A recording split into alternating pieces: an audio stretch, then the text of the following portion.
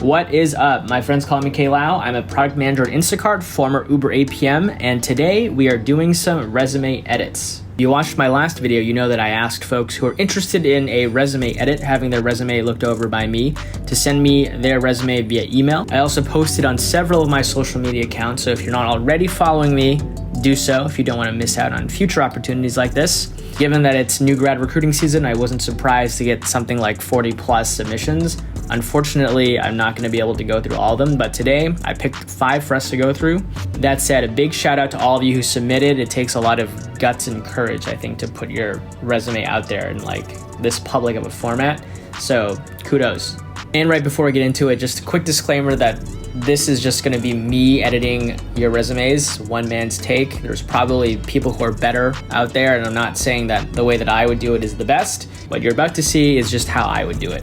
I also asked folks to anonymize names or companies that they didn't want to publicly reveal. So don't be surprised if you see a lot of first name, last names, or random company names in these examples. So without further ado, let's get into the first one. So for this first one, the first thing I noticed is that everything looks a little cramped. So the first thing I try to do here is give it a little more room to breathe by introducing some space back into the header. The side fun fact is that printers generally, like a safe margin for around your page is around 1/4 inch, so 0.25 inches, which this person did, but I'm gonna bump it up to 0.5 just so that we have more breathing room here. This makes the resume more than 1 page long, and I think we're over by about 2 lines, but I have a feeling that as we get into it, we're gonna be trimming some, so that'll probably rectify itself shortly. The first thing I did was clean up the education section a little bit. It's not super clear to me why these 3 like extracurricular activities are relevant enough to deserve their own lines, so the first thing I'm gonna do is clean that up a little bit. And there might very well be missing context here, but I would say if there is, you should probably graduate it into its own separate block. But right now it's in an awkward in-between where I don't know how it's adding a lot of value to this resume, but it is taking up a lot of space. So I'm gonna shrink it up. Cool, and a few formatting tweaks later, we are good with the education section. Quick shout out here also to this GPA placeholder, by the way. It's generally not recommended to put a GPA out unless you have a good GPA. You can kind of make the decision for what constitutes good enough to put on your resume. But as a rule of thumb, at least a 3.0, really more like a 3.5, if not like, a 4.0. Like a 4.0 you want to flex, but 3.0 is already kind of stretching a little. Okay, moving on to the work experience. Let me just quickly introduce even more spacing in between these sections so that the whole document breathes a little easier. So it seems like this person had a product management internship that then rolled into a actual product manager position. In these cases, I recommend just compacting it into one role, because especially when it's such a marginal difference, you can actually just say that you've been a PM at this company, since August till present. Now we're getting into the work experience section. It's very unclear to me why these sections were laid out the way they were. Like Google is a very big brand name, and that's pretty strong. You'd probably want to highlight that, but I don't see it until like halfway down the page. That's something we'll definitely correct. It's also unclear to me why the Built by Girls experience is in here as well. Like it might be chronologically true, but this is taking up 3 lines and it's not really adding much to your resume at all. So I'm going to move it up. There might actually be an argument here where you want to actually move Google above Bank of America, but if you watched my How to Write Resumes video, one of the things I mentioned is that you want to rank your resume by relevance. So right now it's chronological, but there's potentially an argument for moving Google up above Bank of America. So that's the second thing that people see as well. Personal choice though, this is a small nit here. As we continue looking down, we see that there's kind of a mini section for a lot of work that this person has done at Ohio State. Some of this seems interesting, like this research position, but a lot of these other ones just seem like IT work and admin work, which is not super relevant to product management. So I would actually just nix that section and just graduate the research assistant role here into its own section. I also retitled that last section from involvement into leadership, which it's just better positioning. And I removed some of these ones that were less relevant. So, it's great that you've done like EMT training, but that's not super relevant to product management. So I would just nix some of these. And last but not least, I'm going to pump up the font for these body points a little bit so they're a little more legible. Okay, formatting wise, we're looking better now. So now we're getting into the actual bullet points of the resume and how we can potentially word this better. When I'm editing bullet points, there's 2 things that go on in my mind. One is how can we use as many product management type words, keywords as possible. Because sometimes it's all about storytelling and framing, right? Like instead of saying that you watched feedback videos from user testing sessions and customer interviews, you can actually say that you distilled insights that you then used to create a roadmap or inform a roadmap for the team. That's like way better of a PM framing. And the second one is the whole impact metrics thing that I cannot stress enough. You want to always lead with the impact that you drove and then talk about how you did it. So if you're interested, I'll give a before and after comparison here of how I changed up all these wordings. And hopefully they're good examples to illustrate how I'm thinking about it.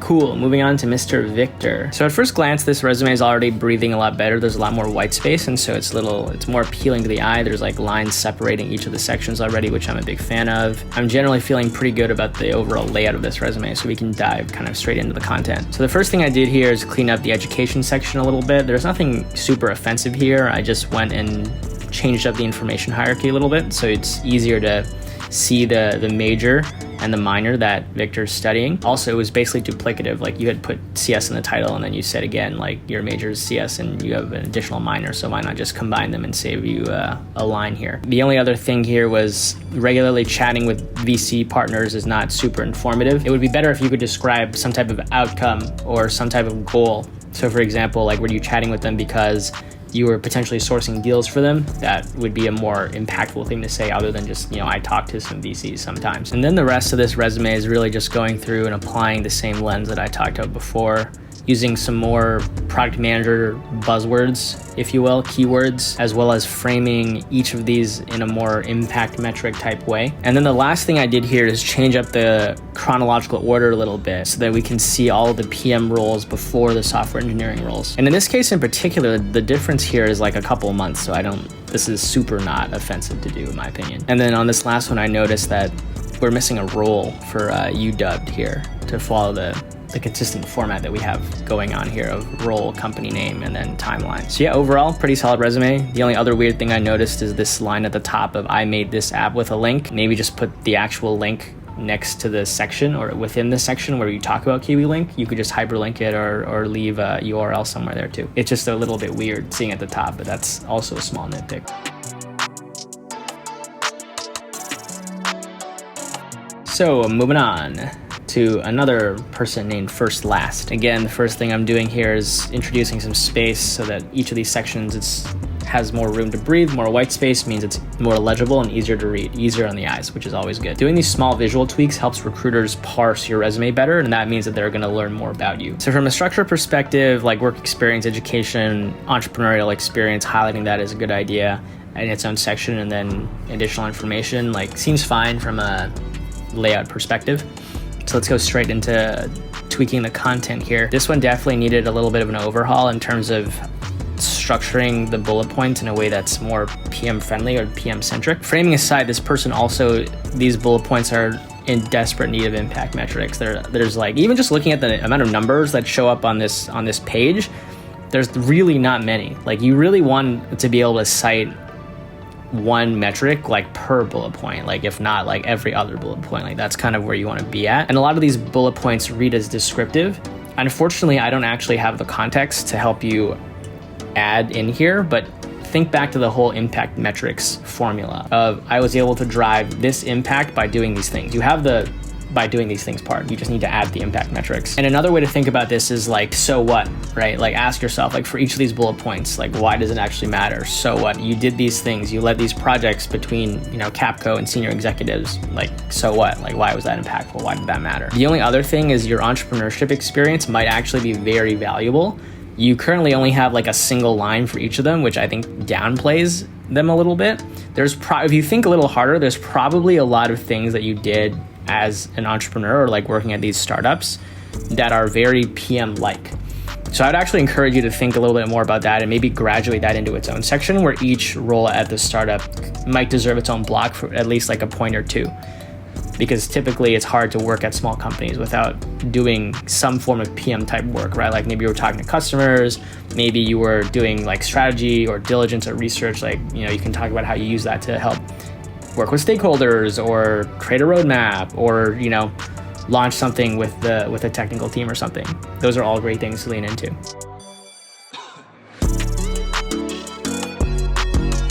Cool, now moving on to Nikki. First glance, nothing super offensive here as well. The only common observation here is that, again, this resume is super densely packed. So you already know one thing I'm gonna try and do here is introduce more space. This co-curricular section is kind of making me eyebrow raise, but we'll get into that. And another thing that sticks out to me is we're dedicating a lot of space to skills and interests, of which definitely the last two are not super relevant. Even the skills and the computer stuff, marginally so. Like when you talk about skills, you really want them to be hard skills, and most of these are not that. So we're gonna try and delete some of these to introduce some more space, at least the first two for now, and then we'll see how it goes as we trim up the rest. The next thing I'm gonna do is something a little cheeky. I really don't like this co-curriculars heading title just because it doesn't really convey anything meaningful. And if we look at the individual content, there's kind of a mix of like, I've taken some courses on Udemy that, the first one's definitely relevant, Excel maybe.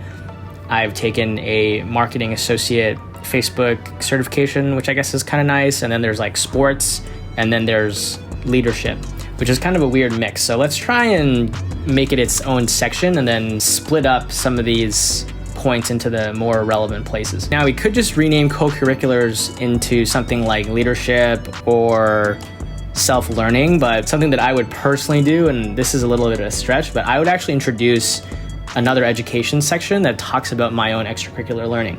And you can phrase this however you want. I just made something up here and framed it around product management so that it's clear to the reader that I'm interested in learning about product management. And really the most relevant certification is the product manager one, so I'm gonna lead with that. All the other ones are kind of nice to have that I don't think are relevant enough to each deserve their own line, so I'm just gonna concatenate them into one specific block, save some space. Cool, and then I think the sports stuff is actually super cool. Like, you were a varsity athlete, that's pretty awesome. But I would stick it under education. I would just put it as like something else I did when I was in school. And then between like swimming and fencing, I shortened it up, but feel free to leave both. And just like that, we're back down to a single page. Moving on to the actual work experience, let's again add some more space here so each of these individual experiences can breathe a little. And then I think from a formatting perspective, we are good to go. Now time for some wording magic. The other thing I might highlight here is use as much PM job-like framing as possible here, right? You want to help the interviewer draw parallels between what you were doing at a certain job and how that is a part of a product manager's day-to-day. So instead of, I distilled the vision and strategy for the launch of this new product that drove 35% revenue growth, first start with the 35% revenue growth, say that you created a roadmap for it and that this all happened because you got people to ship the roadmap essentially. That's basically half of the PM job there, right then and there. So that's pretty good. Another trick here is like, you're calling yourself a marketing product manager intern. One thing that's a little cheeky that you can do is just call yourself a product manager intern and then move the marketing to the end. So something like product manager intern, comma, marketing, just to maybe call out the department you worked for example, but to still say that you were a product manager already. Like, the closer you can get to that like string match, that exact wording, the better, because then you can say, I've been a PM before. Another thing is if you kind of work at a company that's like slightly lesser known, I don't know if TV Squared is a big company that I just like not aware of. Apparently you can Google it, so I guess it's pretty large and well known, potentially in the UK.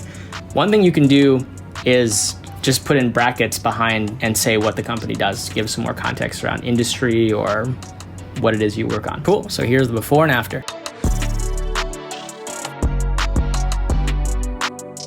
Last but not least, we have one more first name, last name. This person gave me their resume in LaTeX, which is always cool. It's always fun editing LaTeX resumes because it feels like you're writing code, which always feels super cool. So first impressions, this resume looks pretty good. Spacing-wise, formatting-wise, seems pretty great. The only thing that I would probably do is actually move the skills section down, just because I don't think it's the most relevant thing. Also, it looks like you did a lot of work around the Toronto-Waterloo area, so if you went to Waterloo, shout out, I also went to Waterloo. So yeah, let's just get right into the content edits. This person did generally a pretty good job. I like the bolding of the key metrics, but you'll see consistently, like, one thing I'm gonna do is like take those key metrics from the back and move them all the way to the front. Because again, you wanna highlight those metrics first and then describe what it is that you did to get there. This resume has a decent number of numbers, which I'm a big fan of. Just even scanning it top to bottom, it's a good sign.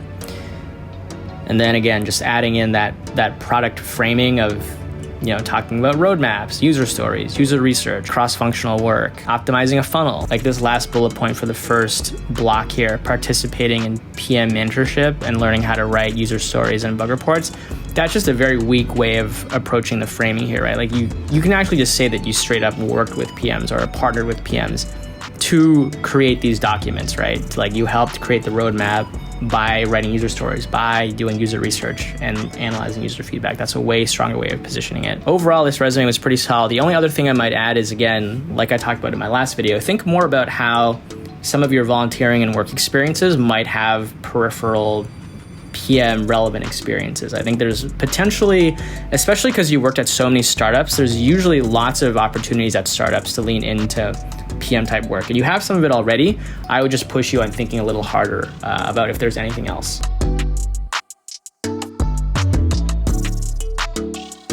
And yeah, that just about wraps up today's video. You could see that the sun has set since I started filming this. It's been quite a while and I took a bunch of time to edit these resumes. Like each of these resumes takes about like 15 to 20 minutes to go through actually. So it takes a fair bit of time. This is why I can't unfortunately edit everyone's resume. But hopefully you found this helpful and some other things I talked about are relatable to your potential resume that you're potentially editing right now, which is, I assume, the reason why you're watching this video, other than, my pretty face. Clearly, I have no actual key light while I'm here in Hawaii, so when the sun goes down, I'm done filming, and we'll probably have to call it a day there. Again, I hope you learned something from this video. If you haven't already, hit that subscribe button for more future videos about product management career, and I'll see you in the next one.